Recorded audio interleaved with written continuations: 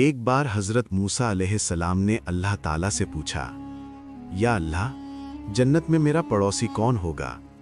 اللہ تعالیٰ کی طرف سے جواب آیا، فلاں شہر کا ایک گوشت بیچنے والا تمہارے ساتھ جنت میں ہوگا۔ یہ سن کر حضرت موسیٰ علیہ السلام حیران ہو گئے۔ انہوں نے سوچا، ایک پیغمبر کا پڑوسی ایک سادھارن کسائی کیسے ہو سکتا ہے؟ سچائی جاننے کے لیے حضرت موسیٰ علیہ السلام اس شہر کی طرف نکل پڑے۔ وہاں پہنچ کر انہوں نے دیکھا کہ ایک آدمی اپنی دکان پر گوشت بیچنے میں ویست تھا۔ حضرت موسیٰ علیہ السلام چپ چاپ اس کے پاس بیٹھ گئے اور اسے دیکھتے رہے۔ جب اس کا کام ختم ہوا تو اس نے گوشت کا ایک ٹکڑا کپڑے میں لپیٹا اور اپنے گھر کی طرف چل پڑا۔ حضرت موسیٰ علیہ السلام بھی اس کے پیچھے پیچھے چل دیے۔ انہوں نے اس سے کہا، اگر اجازت ہو تو میں تمہارے گھر مہمان بن کر آنا چاہتا ہوں۔ کسائی نے خوشی سے انہیں اپنے گھر لے گیا۔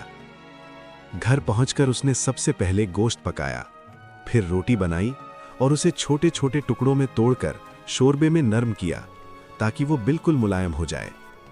پھر وہ دوسرے کمرے میں گیا۔ وہاں ایک بوڑھی اور بہت کمزور عورت بستر پر لیٹی ہوئی تھی۔ وہ اتنی کمزور تھی کہ خود سے ہل بھی نہیں سکتی تھی۔ کسائی نے بڑے پیار سے انہیں سہارا دے کر اٹھایا اور اپنے ہاتھوں سے ایک ایک لقمہ ان کے منہ میں کھلانے لگا۔ وہ تب تک نہیں ہٹا جب تک اس کی ماں کا پیٹ نہیں بھر گیا۔ پھر اس نے ماں کا منہ صاف کیا اور انہیں آرام سے واپس لٹا دیا۔ اس سمے بوڑھی ماں نے اس کے کان میں کچھ کہا۔ یہ سن کر کسائی مسکرا دیا اور باہر آ گیا۔ حضرت موسیٰ علیہ السلام یہ سب خاموشی سے دیکھ رہے تھے۔ انہوں نے پوچھا، اے اللہ کے بندے، یہ بوڑھی عورت کون ہے اور اس نے تمہارے کان میں ایسا کیا کہا کہ تم مسکرا دیے؟ کسائی نے جواب دیا، یہ میری ماں ہے۔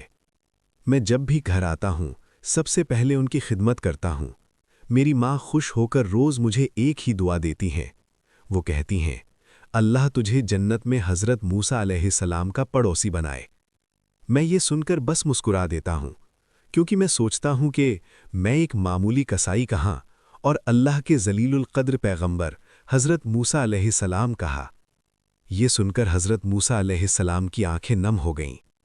انہوں نے کہا، اے خوش نصیب انسان، میں ہی موسیٰ ہوں، اور میں تمہیں خوشخبری دیتا ہوں کہ اللہ تعالیٰ نے تمہاری ماں کی دعا قبول کر لی ہے۔